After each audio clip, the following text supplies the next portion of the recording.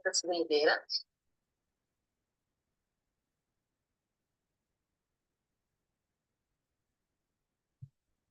And it's a great pleasure to speak with you about the business. I am from Brazil. I live in Curitiba, Paraná, and that is in south of Brazil.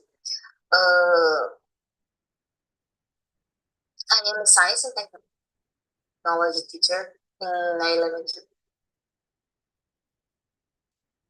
school, and I am a PhD student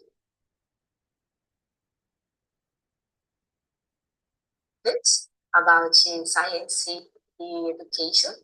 And now I am ambassador of the limited spaces, which like to follow up. So, about my research. My research focuses on building and creating games to teach astronomy to elementary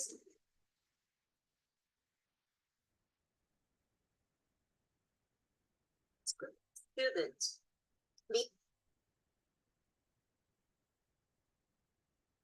Beyond my dissertation,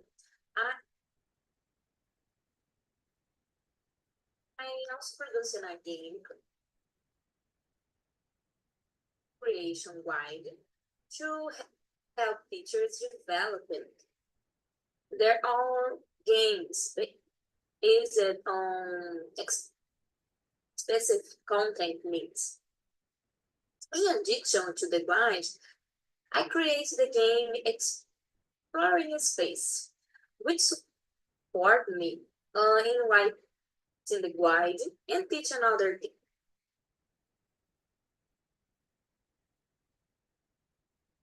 teachers how to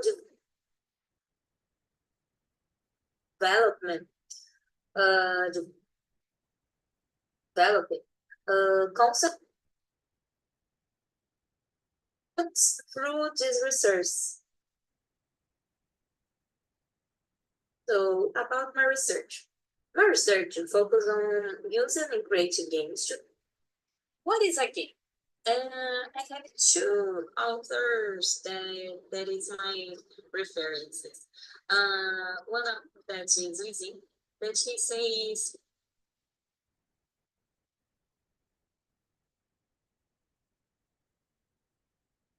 hey, it's a voluntary activity that is free and separate from daily life. It views as a culture expression essential for human development, governed by rules and providing an immersive experience. Play creates meaning and has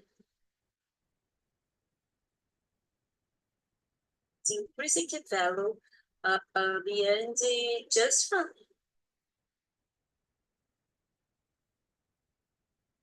What is and another author is Piaget that emphasizes cognitive development in the childhood, showing the game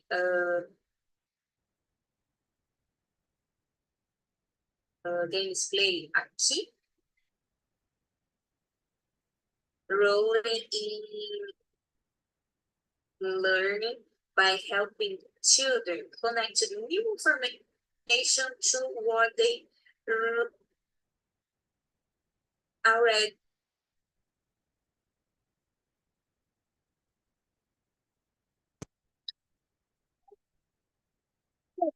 We have four types of game. Exercise game to toddlers. In this time, the kids start to explore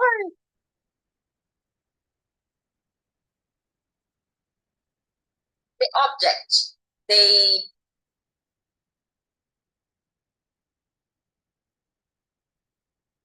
that she stay in front of them.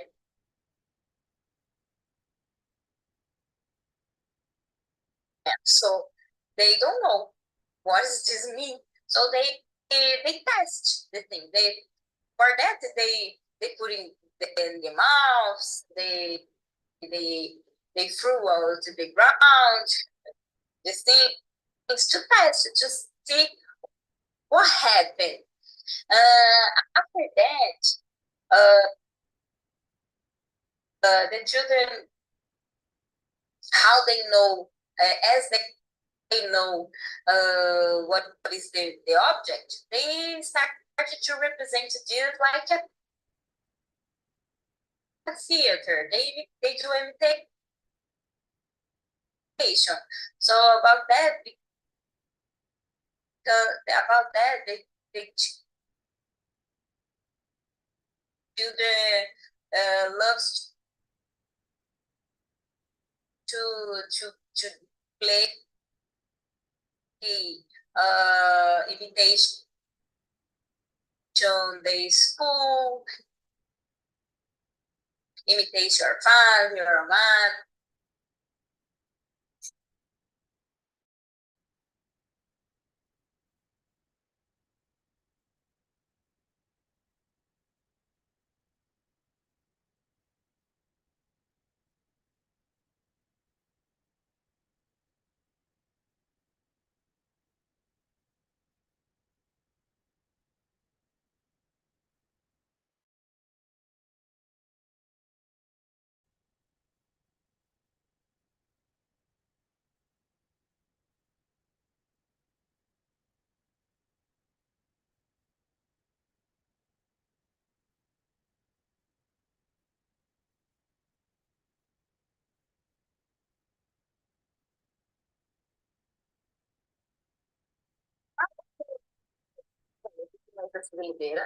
And it's a great pleasure to speak with you about the place. I am from Brazil. I live in Curitiba, Paraná, and that is in south of Brazil. Uh, I am a science and technology teacher in elementary school. Thank you, And I just like I did yesterday. And I went to my name. about science, Thank you, sir. the education. And now I am ambassador of the limitless basis, which like to follow up. I am from Brazil. So about my research. My research focuses on using and creating games to teach astronomy to elementary school students.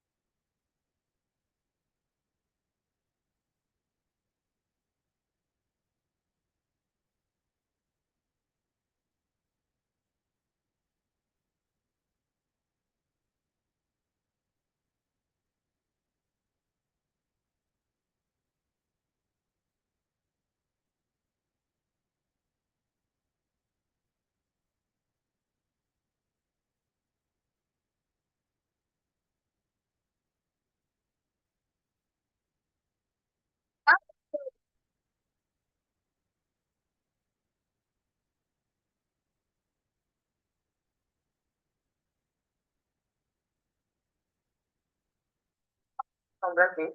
I live in Curitiba, Paraná, and that is in south of Brazil.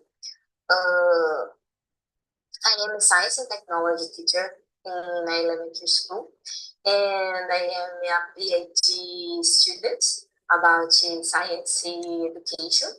And now I am ambassador of the Limitless Space Institute, like you follow about.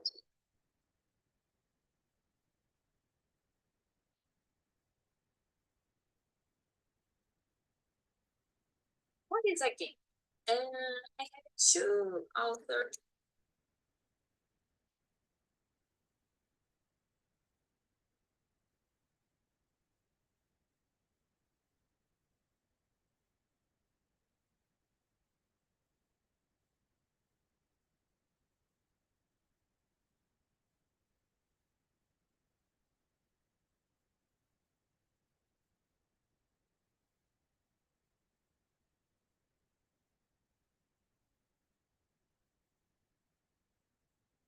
A game. Two authors that is my preference. One of that is easy. That he says it's a voluntary activity that is free and separate from daily life.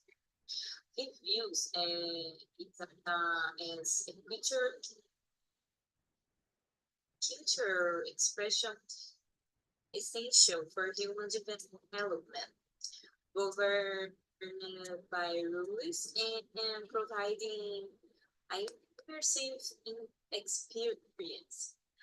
Play creates meaning and has the intrinsic value uh, beyond just fun. What is a game? And another author is Piaget that emphasizes cognitive development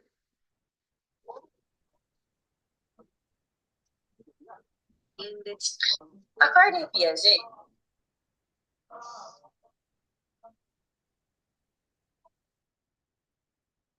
we have four types of game.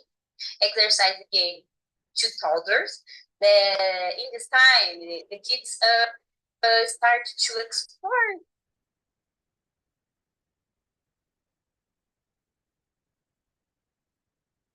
the object they that she stay in front of them. So they don't know what does this mean. So they test the thing. For that they put in the mouths. They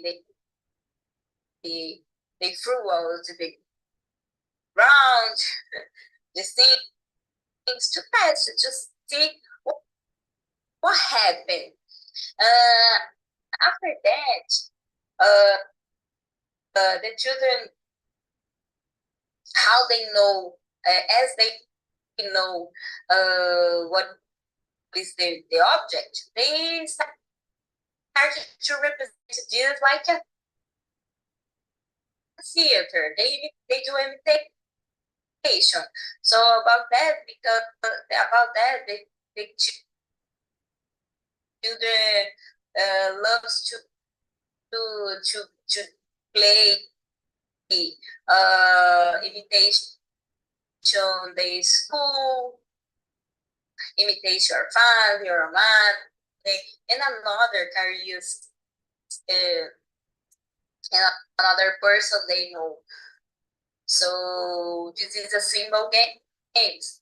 After that, when the child has uh, uh, the 7 years to now to they start to having a good communication with each other.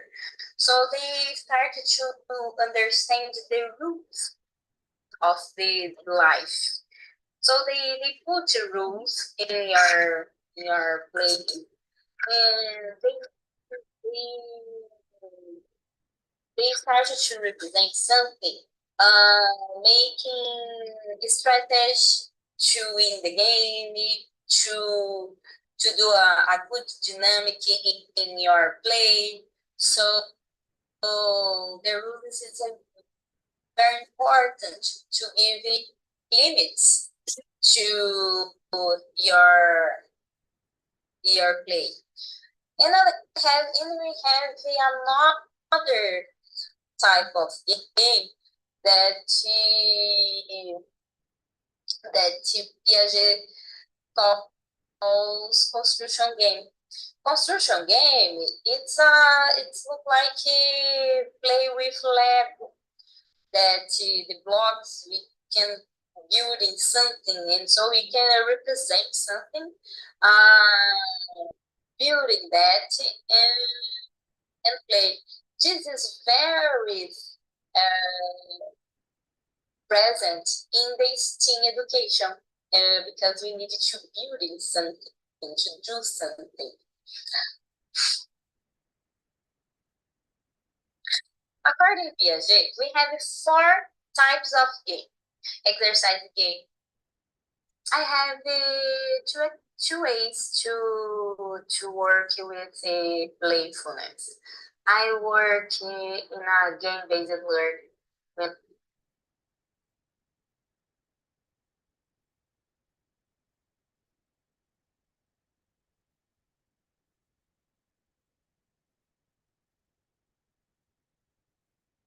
When I use games to teach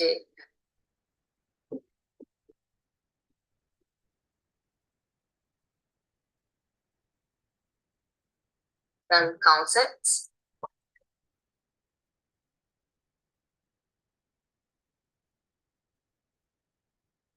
And I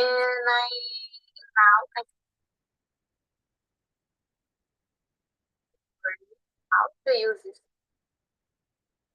thing with it, science and technology, engineer and arts and math to teach some subjects for my students.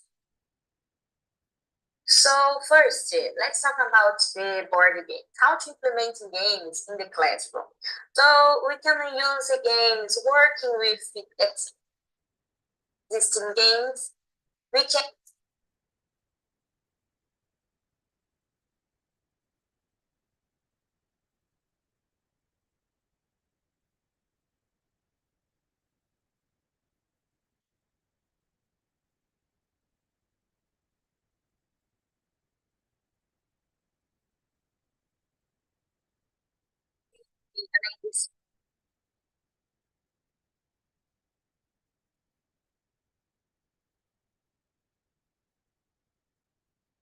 use games with the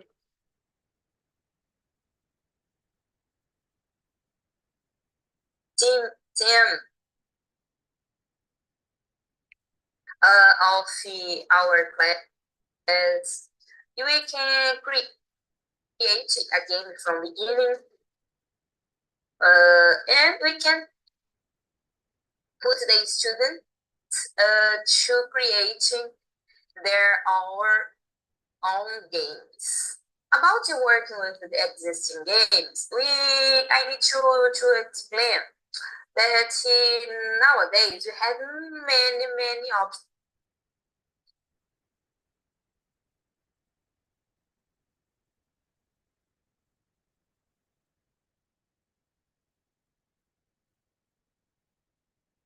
about board games too.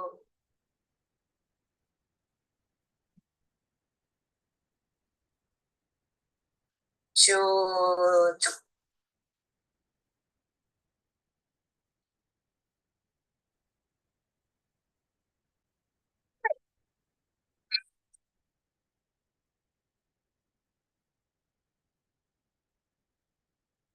so there are many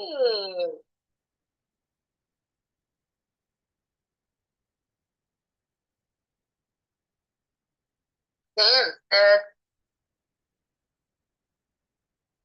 that we can use in our classroom. And these games now, we can looking for with the name modern games, because the modern games brings us different mechanics that we can use these mechanics to teach some concepts for our students. But I know that this game is very expensive, at least in Brazil.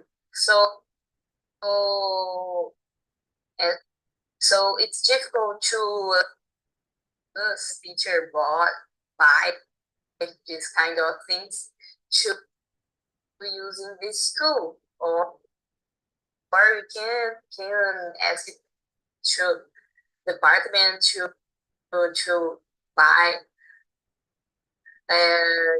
board games, but we can put in this game that thing that we we think is good. Like me, I use it to ride to produce a game about my city, for example. Ticket to Ride works with many cities, London, New York, about the countries too, our continents. So, but I did it about Curitiba, for example, and I used something that my city. So I replicate to this, and this is very good game. Another game that I replicated is Double. Double is a card game that we have just images. We needed to find the similar images uh, in the cards, different cards. But in this time, we needed to say the name of the image. So I did this for my students learn about the name of devices,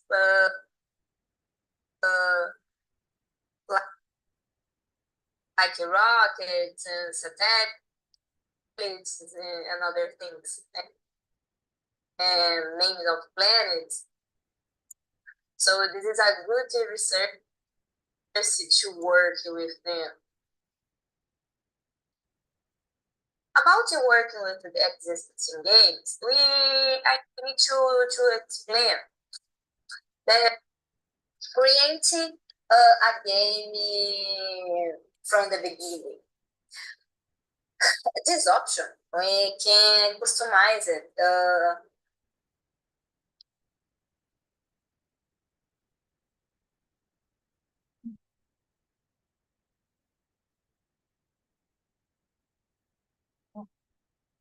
Our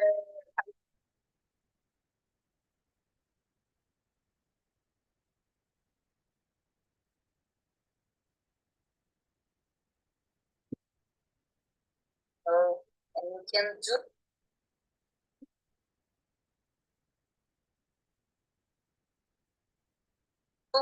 uh,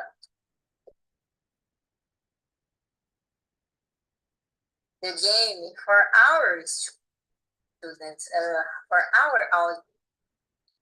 So to results something that they don't know, those the subject they don't they want. So I did it exploring spacing, my board game to teach orbit is to teach order of planets, to know know about space mission, space travel, to know how difficult it is, to know we can explore astronautical knowledge and the characters of the planets in the solar system. And another thing this is very interesting is about research management, because in our board, the players play together. So they had an objective to go out to the earth and come back to earth with the life, alive. But they have they need to manage your oxygen and food. So they need to thinking about that, how long they can go. So it's very interesting. So you saw, we can work in many subjects, many concepts in the game. So it's a good idea. Creating a game, and about students can create their own games. It's a good activity to do with them. But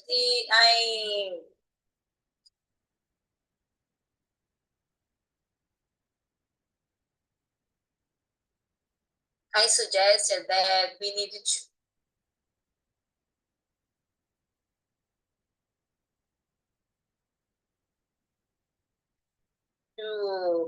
to play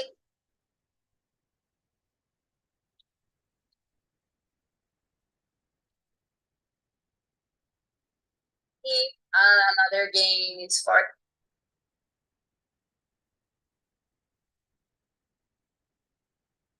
children or the teenagers,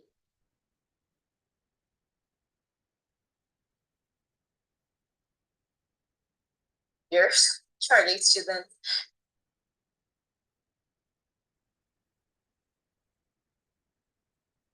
Uh,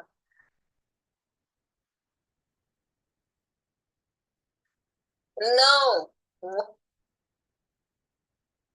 What is mechanics in the game? And to after they can create your own game. So in this case, yeah, I did with my students a board game about constellation, and so they draw a board uh, uh,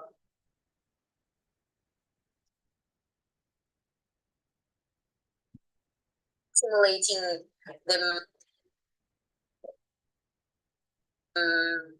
the constellation map, and after they do the cards with the units of constellation, and after they need to find this constellation about the cards and the game, and there are another rules to win the game.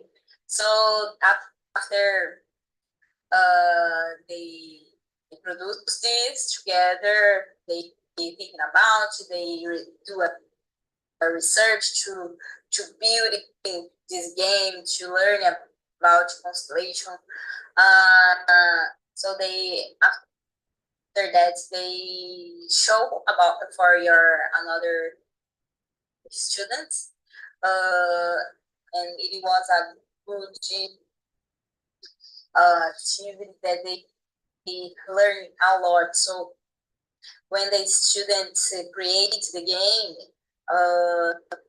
they learn not only playing this game, but create game. So it's a good idea to do with your students too. And about the students, about the STEAM education. So I don't have many experience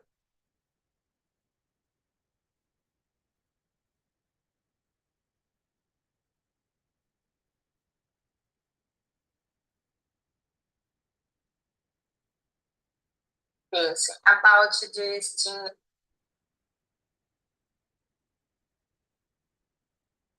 education. I started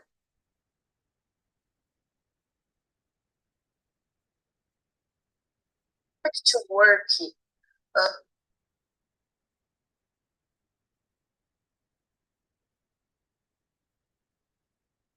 with STEAM education here because the limited space is good. But I need to now I need to tell you that and I find a scheme that they show us how to work with this team.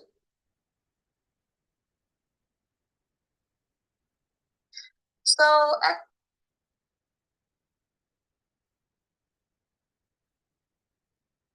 first, we need to propose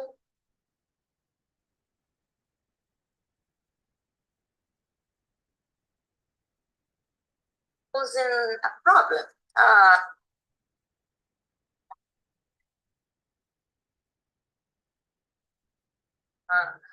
a routine problem, but the routine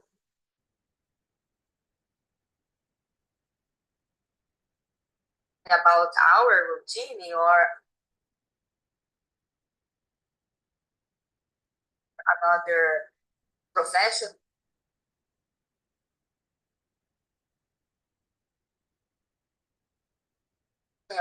careers problems, and we need to do the children, the students, the teenagers, thinking about this problem. So they need to do a research what happened,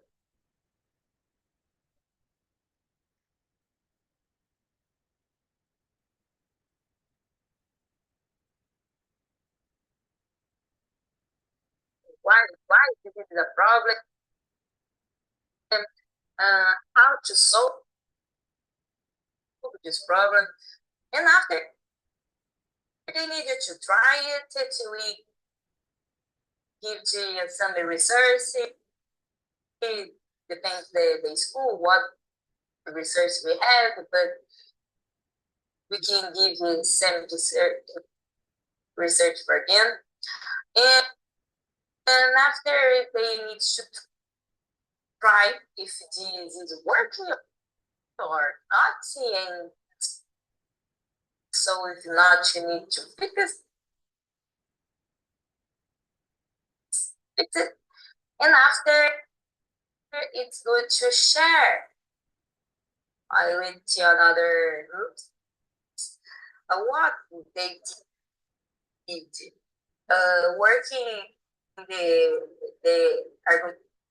argumentation, for example, so they need to with flex it about the way they give the solution for this problem, and they need to be curious to know uh, to know the problem, solve this problem, and how this problem problem impacts the world, the lives of the people.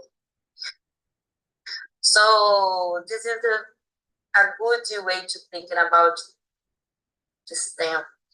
And I'm working with that team this year, and I I love it because my students work hard to building their projects and work together. I I saw a good impact in their in their learning. So I appreciate so much this team education. So I will show you some pictures about what we are doing in our school now. And I find a scheme.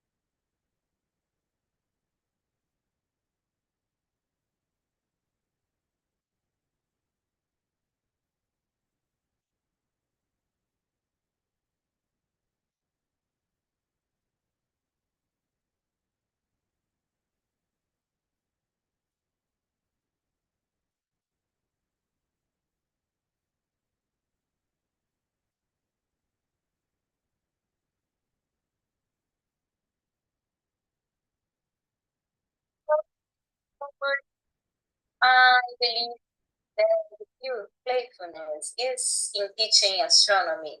Not only makes complex concepts easier to understand, but also spark curiosity and a desire to explore. When we transform content into a meaningful, enjoyable experience, such as through the games, we are not only teaching, but also inspire the next generation to be curious and inquisitive. I hope that this playful approach to teaching astronomy can inspire you to explore new methods, allowing our students to discovering the universe in the more engaging, enjoyable way. After all, curiosity is the true driving force of learning. Thank you very much for this opportunity. Thank you very much, Cholaba, to invite me. And if you have some question, you can send an email and let me know about that. So it's this. So thank you very much. It was a great pleasure to talk with you. Bye bye, guys.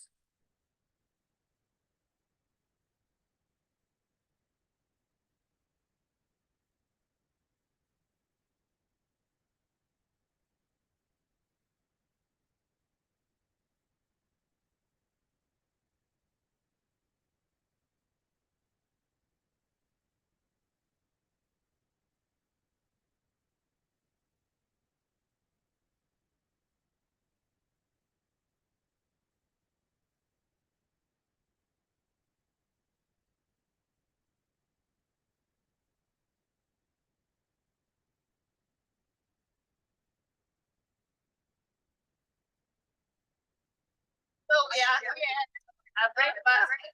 that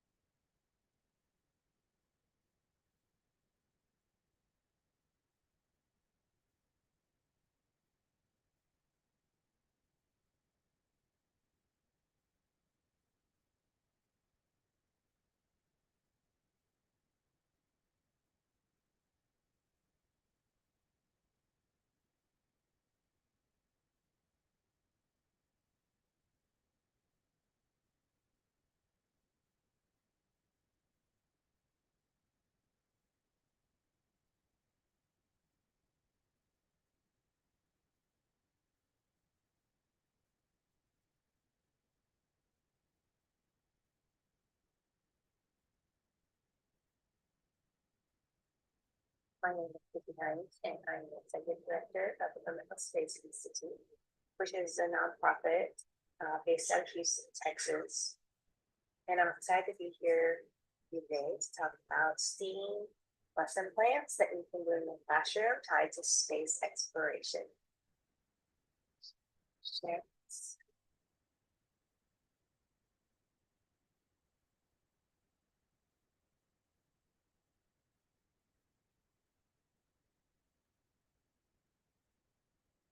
Okay.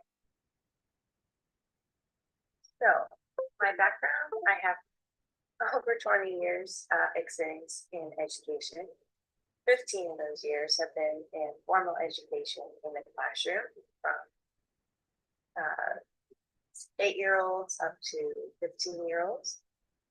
I won some awards along the way, but I really like to focus on engaging students through space exploration. I find that it's very exciting. I think it's been imagination, thinking about what could be. It's really inspirational because there's so much to explore, there's so much to learn, and there's so many ways of going about it. So we learn by doing it last year, and we were able to learn about different STEM careers, science, technology, engineering, math, and I think because I didn't used to like space, it was nothing to really pay attention to. It wasn't in my city. It wasn't taught by my teachers. So I did not think it was something that was really important until I actually went somewhere, space camp, as a teacher to see, oh my gosh, this is really important. I saw the connections to the different subject areas that I taught. And I saw it as something really important to humans as a species, wanting to explore and to go further and faster. So, as a lifelong learner, I definitely enjoyed spending my time wanting to learn more about space, which is what I think we're seeing during these 3 days with Olabonke is how learning about space can inspire anyone, even if you're teachers, and you see the potential for your students. And that's what I saw as a teacher. I saw a lot of potential careers, opportunities for my students, and to make learning more engaging in the classroom. So it's been a wonderful experience to do this in my own personal classroom, and I see it with the teachers in Nigeria today. And this is, what we look to as inspiration. The night sky, we all have access to it. We all can go outside and just look up. And that's a classroom in itself. This is a picture of the Milky Way, which is our galaxy. And all those stars could possibly have planets around them. And there's just so many possibilities out there. We have hundreds of billions of stars in our galaxy, and even more so planets. So it just makes humans wonder what else could possibly be out there, and that's where our imaginations just run wild. So we use that as a tool to inspire our students. And what's come about over the years is the International Space Station. We're going to send humans out there. We have to know how we will be impacted by living and working in space. It's an environment that wants to essentially kill the living organisms. There's no air, there's no water, there's radiation. There's everything about it, extreme temperatures that we don't fit very well into that puzzle piece. So what we've done is we've kind of made our own. And there we have the International Space Station, which is an amazing spacecraft that houses humans, has housed humans up there for well over 20 years nonstop, by many, many different countries collaborating together, using the sunlight to power it and recycling every bit of water, and to do a lot of science in this unique environment of microgravity. So things work differently, our bodies do things differently in this environment, and the more we know about it, the better prepared we can be if we want to establish colony on the moon, go to Mars, and in the case of Limitless, being able to go further beyond. And so it's been very exciting working with the cohort of Nigerians is that they recently announced that they want to send a Nigerian to space. And so that's very, very exciting for your country. And some of our cohort was able to come to Houston this past July to see where the astronauts train. And so it was a wonderful experience for everybody, and just showing the different possibilities of what space training looks like. So getting to space is one of the biggest obstacles, since you have to overcome Earth's gravity, and it wants us to stay on planet Earth. So there's lots of different rockets in the past that have taken humans and, of course, countless satellites to space. So on the left, you have the Falcon 9 SpaceX rocket. It takes cargo and people to space and the space station. And on the right, you have SpaceX Starship, which is one of the biggest rockets ever made. And they are in the development phase of trying to get it to go up. They carry very large payloads, and then actually different parts of it come back down so they can be reused and lower the cost.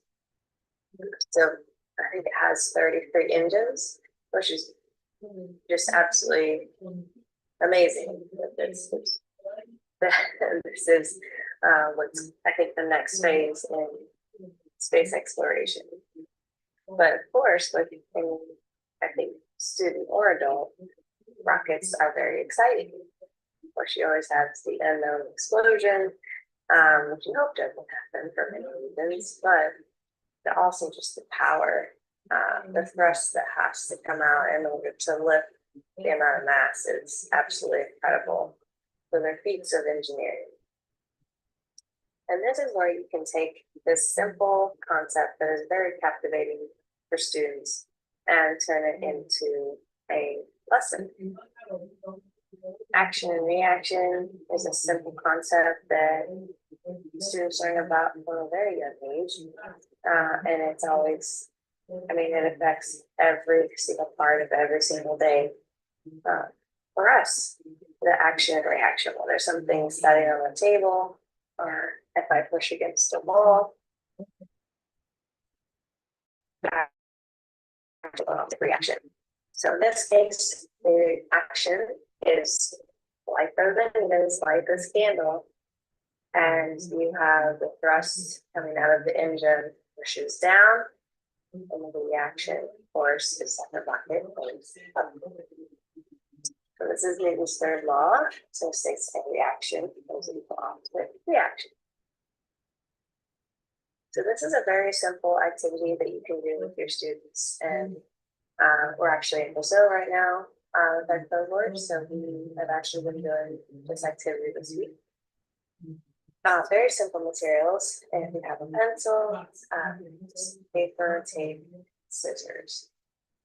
And so the template for this is on the JPL website, which I believe Alvaro will be sharing with you, along with there's some videos that show you how to make it. But essentially, you're just rolling a small strip of paper around a pencil.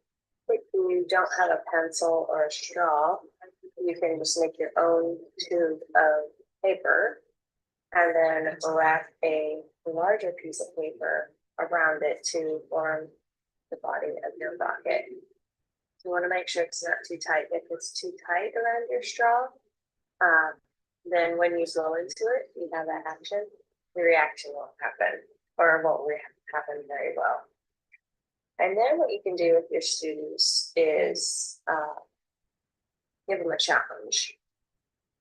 Being able to identify the best way to make a nose cone. As you can see here, it's been twisted. So you take the end of the paper of your body tube and you just twist it and turn it until it makes a nice point.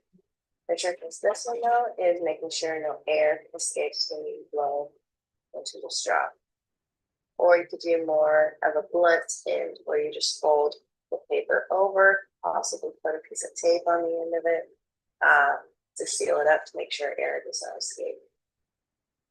So you have two different options here, which is part of the engineering design process. They can see which one they feel works best. And you can this is where they can cut their own template in a lesson plan, and you can have them explore. They want to just try one Do they want to fly two things? 3, 4, or more? Do they want to put them at the base? Do they want to put them up here? And then they can see which ones work the best. And if they do a little research, they can see what designs are out there with the rockets that launch to space.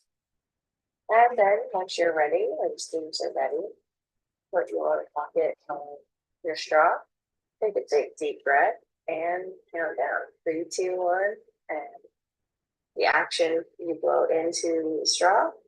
The reaction is that it's going to force the straw, hopefully, forward. An extension of this could be if you want to talk about the scale of the solar system, you can measure out planets on the floor. You can start with the students being at the sun, you can have them start with Earth, and then see how far they can blow their rockets to explore the solar system. But what's cool about this is it doesn't have to just be a science class. Math, you have opportunities for measuring distance, calculating speed, data analysis, reading instructions, you're doing the research, you're reading about different rockets, you're reading about different designs, different literature related to this concept. Writing, I love writing. And this is where I'd have my students write a lot of predictions. They would write a lot of reflections of what worked, what didn't, what are their observations. Art, you have your students that are passionate about they're creative, about it, have a mission, passion, it's a challenge. They're all involved in engineering, designing, testing, rebuilding, retesting, rebuilding, retesting. Technology. So looking into how has rocket technology changed over the years. There's ways to integrate computers. You actually do model rocket launching. There's a lot you can do with adding sensors. History, collaboration, critical thinking, even physical education, getting enough out of their seats with launching and retrieving rockets. There's just so much. If there's a will, there's a way. So even if you teach, say, history, there's a way to integrate rockets into the curriculum to bring history alive. And that's what's so great about STEAM education, thinking outside the box, being innovative, and just makes it more, in my opinion, more fun for the teacher, made it more fun for me in my career, and that in turn made it more fun for my students. So if you have any questions, you're more than welcome to email me. Again, thank you for being here, for being a part of this program, and you are all indeed limitless. Bye.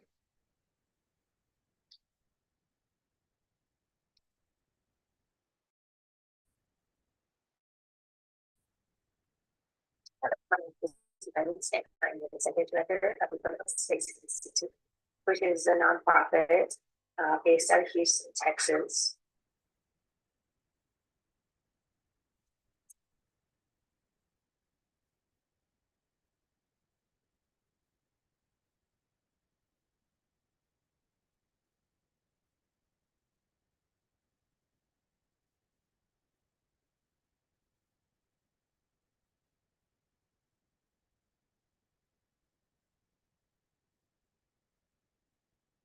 Meet Megan Tucker, who has been teaching STEM for over 20 years, loves creating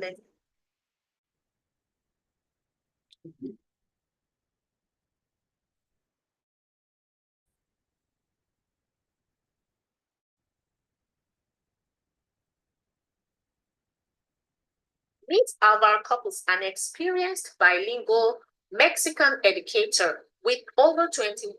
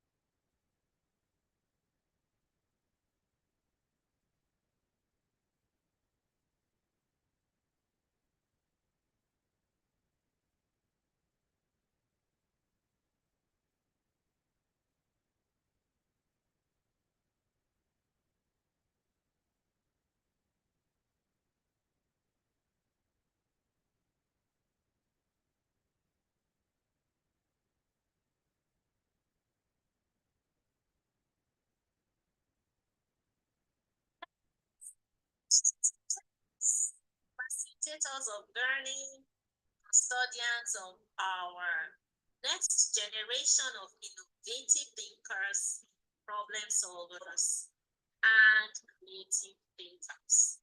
You are welcome to this session of the Space Science in Education Summit. I have here with me Alvaro. Alvaro, I am super excited to have you join us on this training. Can you introduce yourself briefly to my teachers?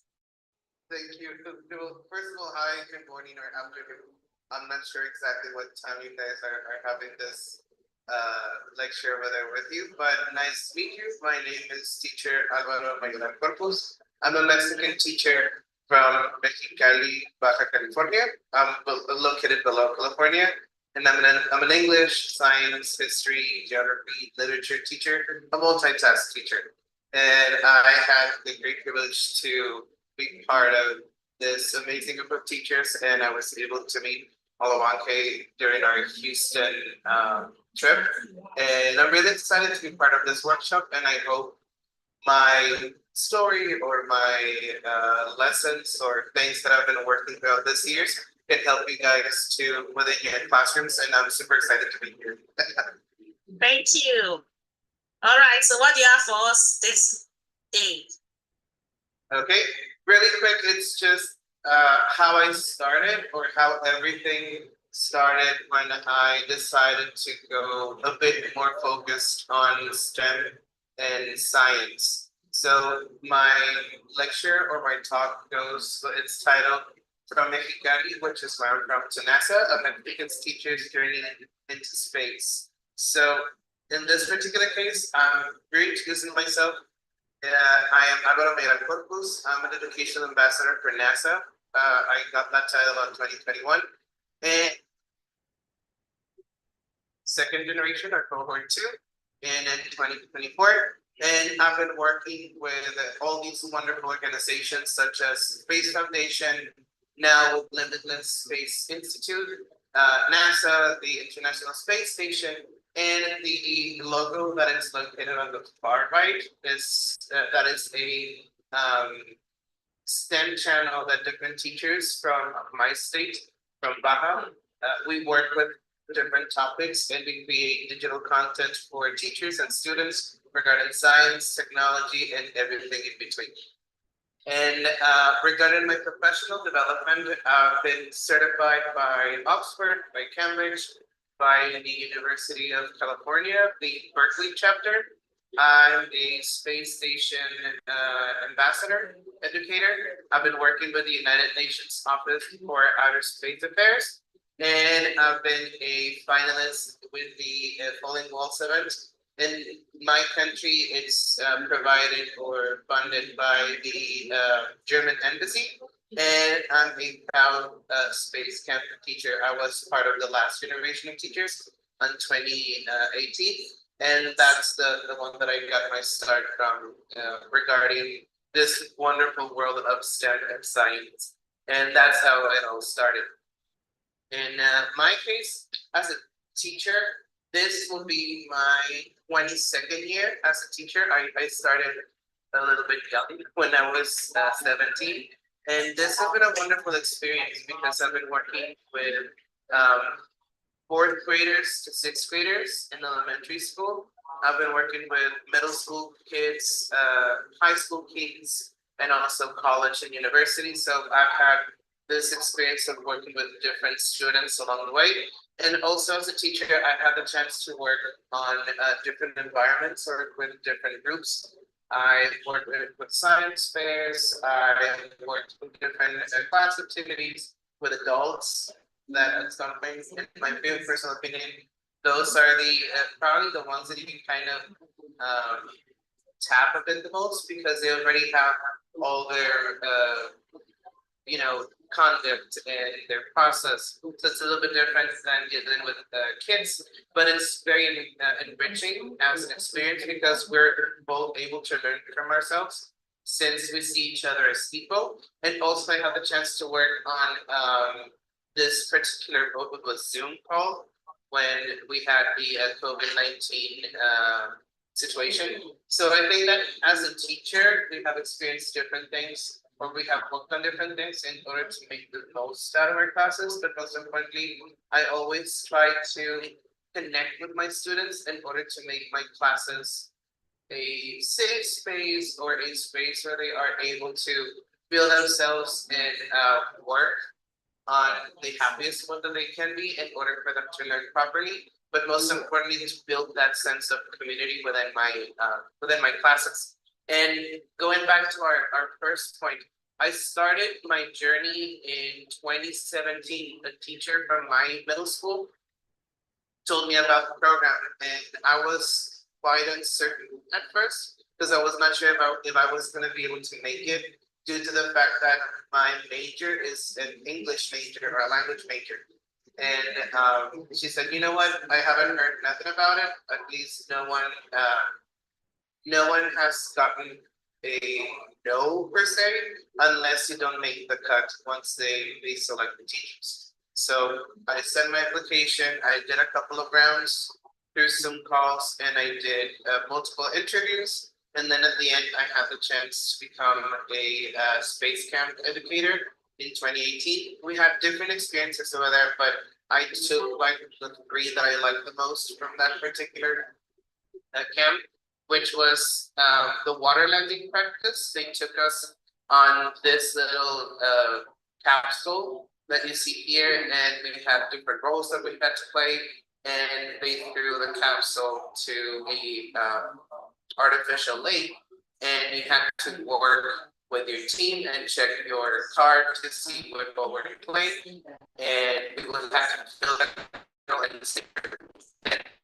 The moonlight practice was a simulator where you either did the moon landing or you were working with inside the space vehicle in order to guide your team members to go through the spacewalk. And then the last one was the Capcom practice. In this case, the Capcom practice was you get selected and you kind of go into a room and it's sealed for like 2 hours, and you work with the crew that is located in space and the crew that's located here on a space station, and you have to work and communicate with different teams.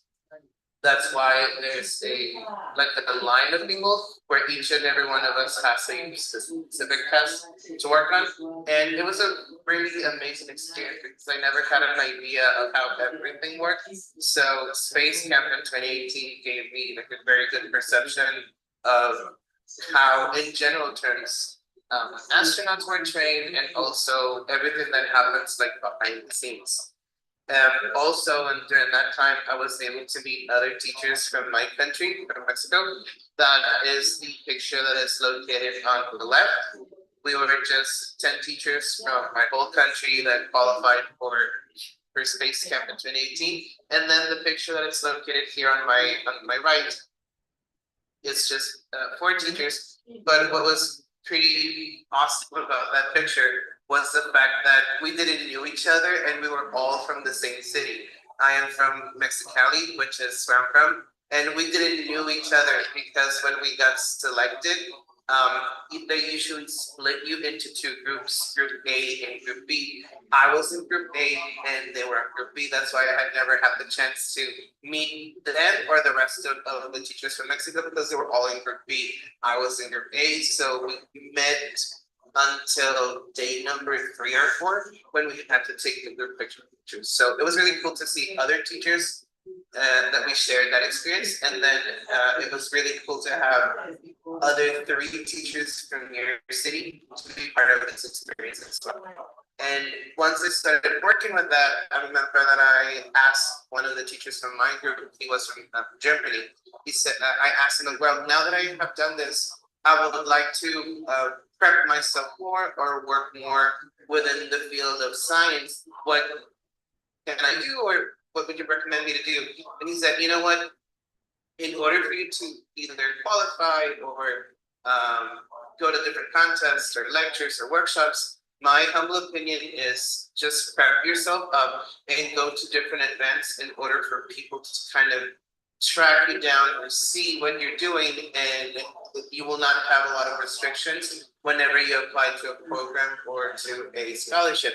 So once I finished that, next summer I applied for the University of California on their science workshop with the Institute of the Americas. And it was a great experience with that one too. I was able to earn the scholarship and go to the University of California during the summer. It was like a 4-week program. It was really cool.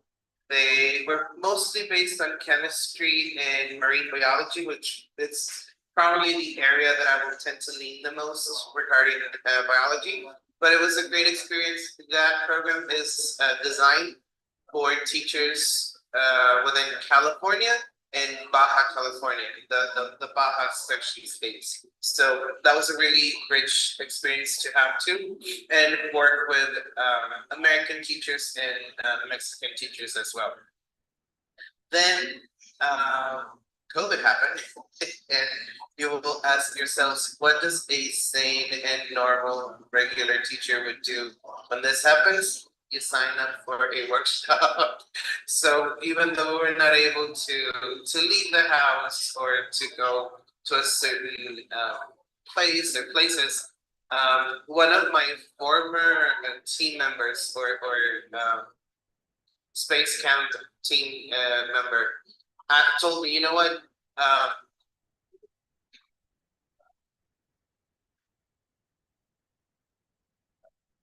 or I have a workshop within my state, which is in Colorado, and we've been working on it. We're considered like the kind of a brother or sister to the event that we had the chance to experience in 2018. Would you like to apply to it? And but you will have to be dedicated to the program for a certain number of weeks, and you'll have to build a project. And all we're asking is that you're willing and able to work and properly go through the stations and through the sets. And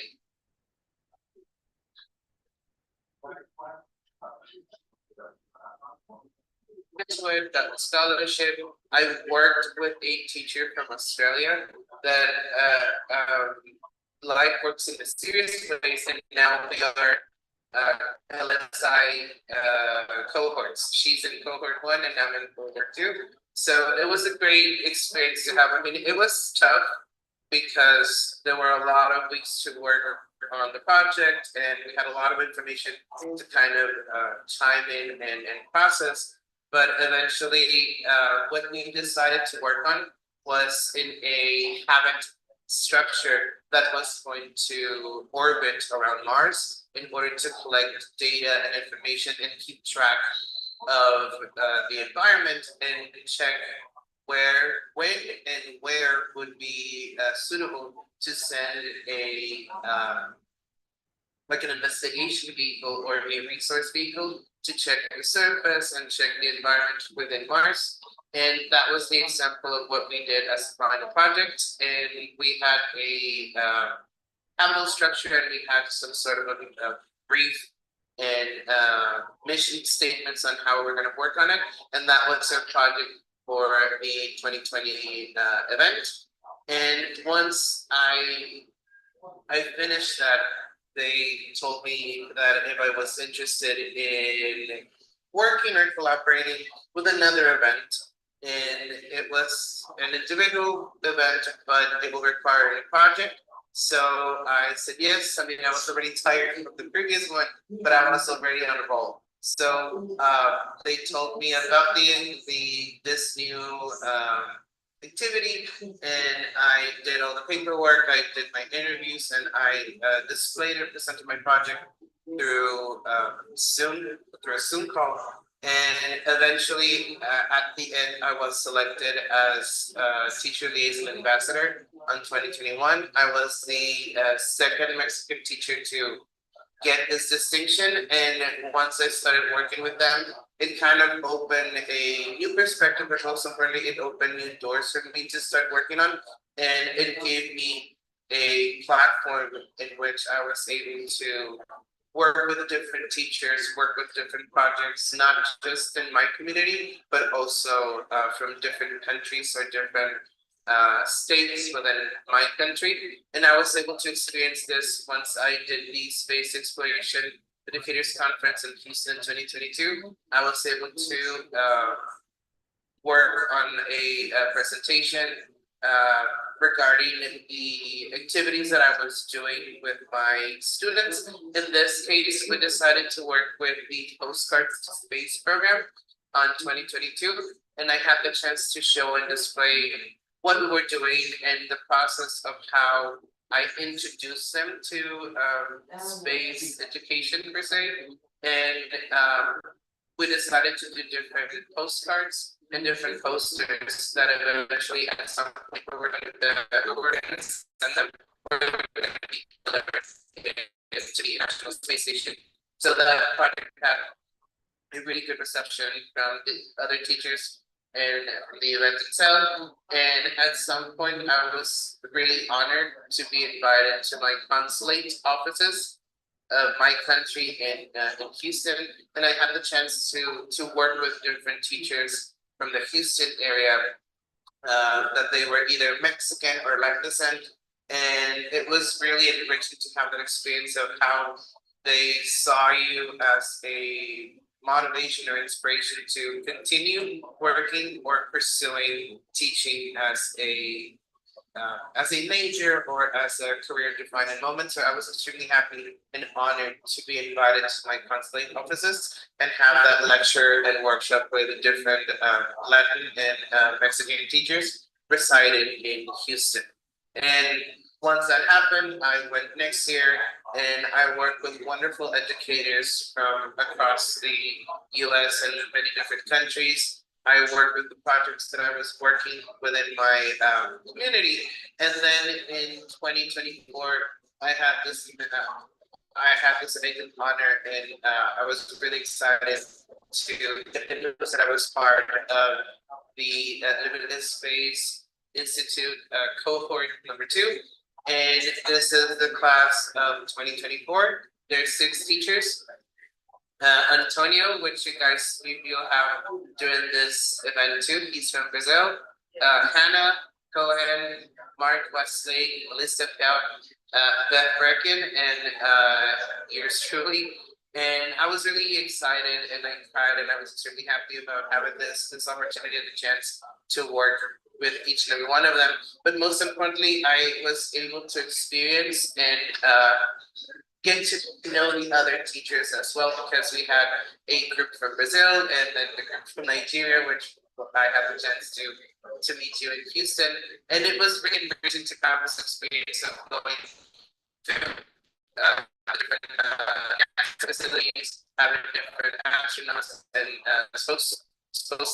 members from different space agencies and perhaps within NASA or any other agency, and embrace the STEM factor of how to introduce different technology into our classrooms. And also, we were able to experience the Dusk Observatory mini workshop that we had during Houston session, but also we were able to be granted this sort of code or permit to work with the telescope. Actually, Chaka was kind enough to guide us through our process. And that is also a very important element, because this will allow our classrooms and will allow us as teachers to kind of close that breach or that distance between seeing something that might be a little bit hard to obtain, and it would make this information, all of this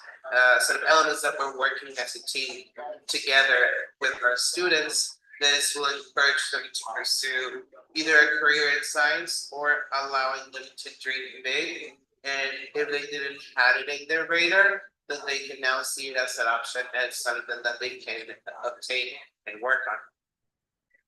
And also, it is a very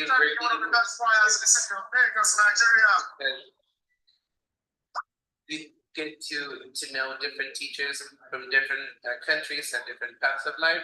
So we had a group picture, and one of the events where our Nigerian and Brazilian teachers presented their projects, and we were able to kind of mingle and get to know each other much better, and it's a huge family within the Space Institute. And luckily, all of those elements or all of those activities and workshops have given me the opportunity to either show what, in my case, Mexican teachers are capable of, and shining a light on my country, on my community, and allowing my students to experience different things due to the fact that I've been working outside the box and trying to do as many things as possible in order for them to know that they, one, can do it, B, if they can achieve it, they can be it, and three, probably they didn't have it on their radar or they didn't have it as an option, but they consider it as an option now. I also had the chance to go to different workshops and lectures outside my state. I was able to fulfill a long dream of mine of becoming a TEDx speaker. So having this, choosing this path, basically, just has opened that perspective and those options for me. And I always come back to my classrooms and try to work and implement and create things with my students. For example, these are a couple of samples that I took from my school here in Mexicali. I'm located outside the city, different communities located on my school. I teach English, as you can see in some of these pictures, but also I try to introduce STEM workshops within my school. We've been working with different things regarding materials or activities. For example, in this case, we decided to work on a space museum, but we had a twist of creating a sensory motivated or sensorial experience museum. We had people covering their eyes or covering their ears or adding gloves so they could experience their feelings and sensations. Our team was Photostory Galaxy. So each and every student, they worked in teams and they all displayed different stations or sections within the museum, but each and every one of them had a different feature that you had to interact or work with, and people were really fond of this activity and they really liked it.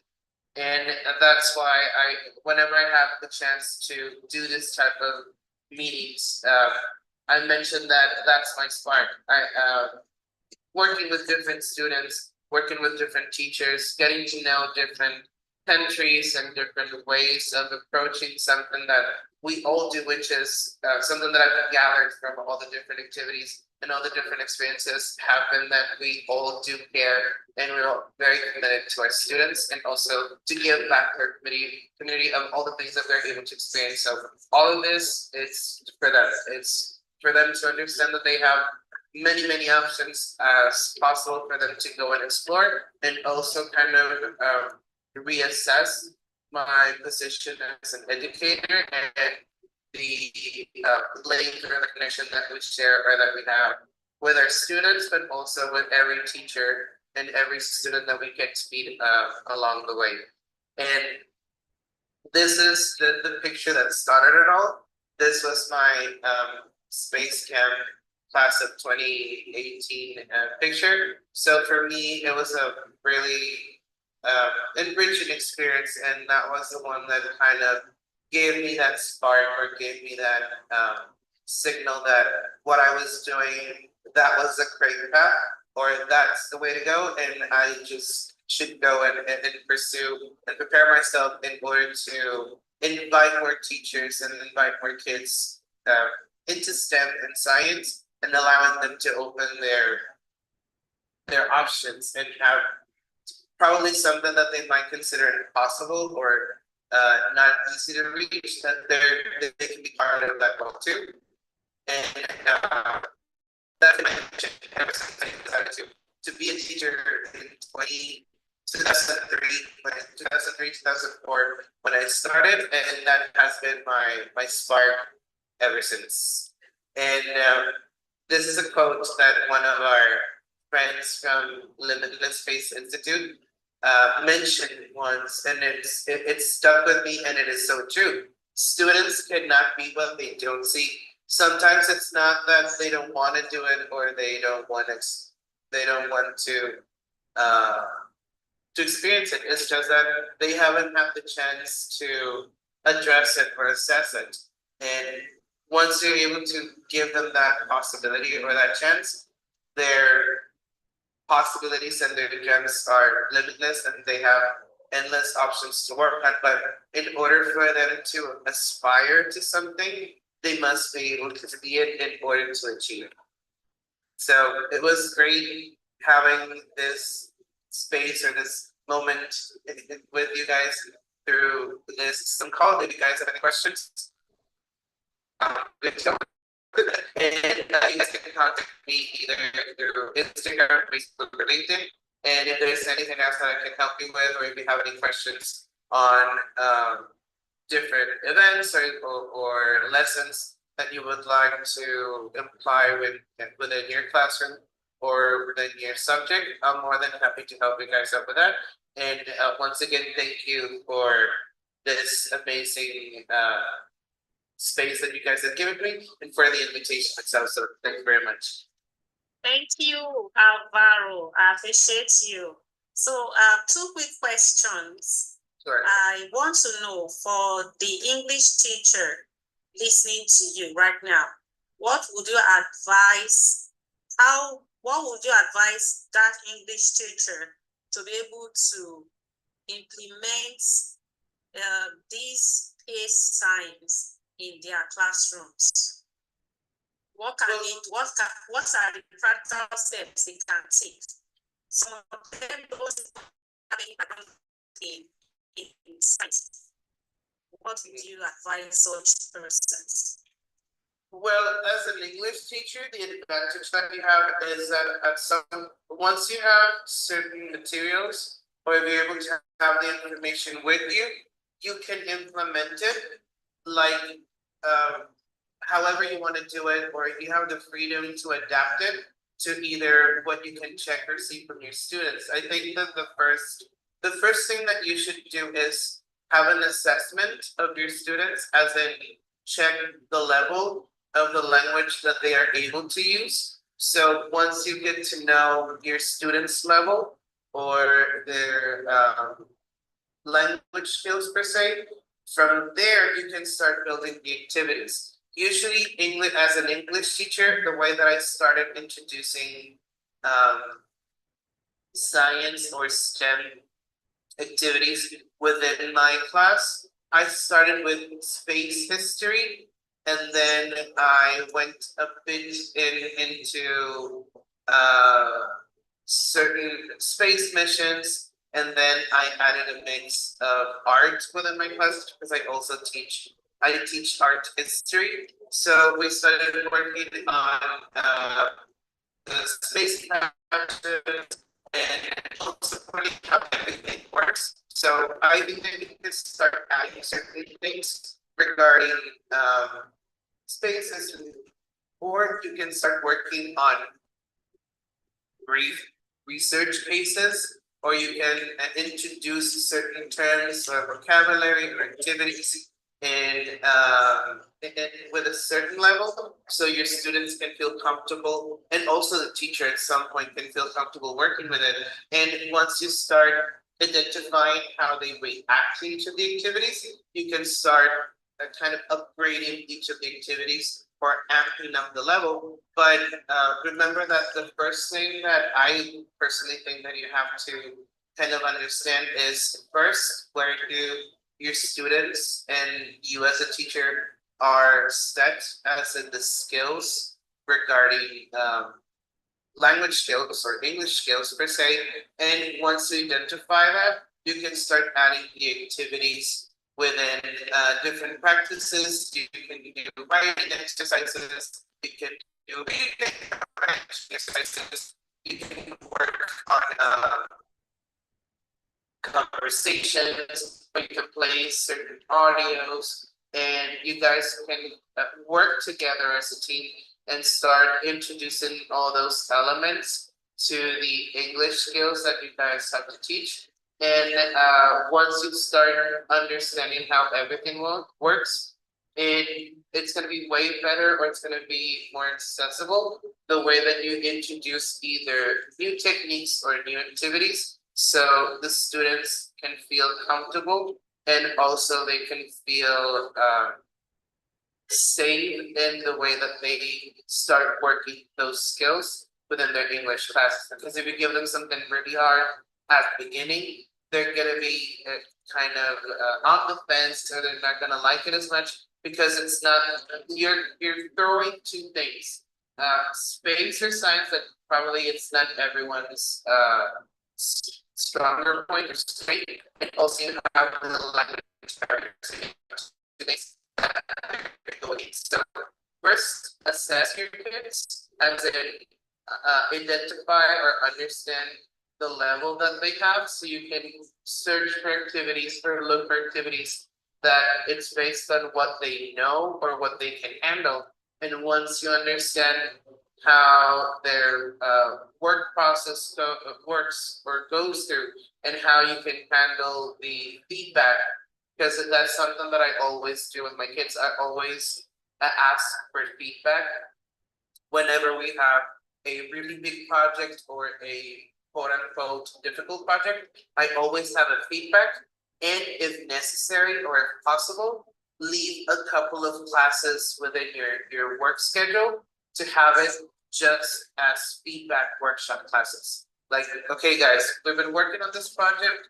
What do you have? What questions do you want me to help you with or answer? And what elements from the project you think you need to work on before we get started? But before you start doing that, you really have to understand what skill sets or within what level your students can handle certain things, so you can start from there, and you can progress eventually as you keep working with different space related themes or STEM activities within your English classes. Awesome, awesome. So you want to suggest two beginner-friendly activities that an English teacher can implement in their classrooms? Sure. For example, I did the one regarding space patches. Each kid or each student, they had to create their own mission patch or their own space patch, and they had to do a quick research, and we checked a documentary regarding space patches. What's the story behind them, and what does each element represents, and why they decided to do that particular patch, or why they decided to do that particular time. I did that recently with a couple of students. They did their research, they did their patches, and once we finished the activity, we placed them on a bulletin board outside our school, so everyone could see the patches that each of the students worked on. Some of them wanted to do it as a team patch or as a group patch, and that was one of the activities that tends to spark a lot of curiosity from them, because you have to design, you have to use different elements, and you have to be able to understand or to explain why you decided to work with those symbols or colors in particular. The other one that I started working with, and it was quite funny because there were cookies involved. I did the the space exploration / space investigation, where we used chocolate chip cookies, and we used toothpicks and toothpicks, and we simulated that we were a research team going to the moon and going to Mars, and we were taking samples from the planet itself. Those samples were the chocolate chips, and we have to do different samples, and we introduce new vocabulary, and we introduce a little bit of chemistry within that activity, as in what process do we have to follow in order to take samples, analyze them, and usually what was the proper setting to work with them in order to provide a result or a feedback. And you mix English, you mix a bit of chemistry, you can mix math within that activity, and also public speaking, because and data analysis, because you have to take numbers, you have to take percentages, and once you have those numbers, you have to interpret those numbers, explain how those numbers or the research works, essentially either as a team or you're able to explain it to a group of people that they do not know what's behind it. So I started working on those different exercises, and also I'm working with the museum experience too. At the end of every school year, my ninth graders work on the museum, because based on the previous activities that we did in seventh and eighth grade, that is like their final test. They have to create a station or a section of the museum where they implement different techniques, where based on what they did on the previous 2 years, they would like to show or display for their final. Awesome. Thank you so much, Alvaro, for your time, and my teachers listening to you. English teachers and also the history and all the subjects. If you could do this, I believe they can as well. So we appreciate you. Thanks for coming. If we have more questions, of course, I'm going to send them over to you. Right. Thank you. No problem. And once again, thank you for allowing me to be part of this amazing event. And once again, thank you all you guys for your time and your feedback. Will be much appreciated. So thank you. All right. Have a great day. You too. Have a great day and have an amazing event the rest of the week. Thank you. Bye. Bye.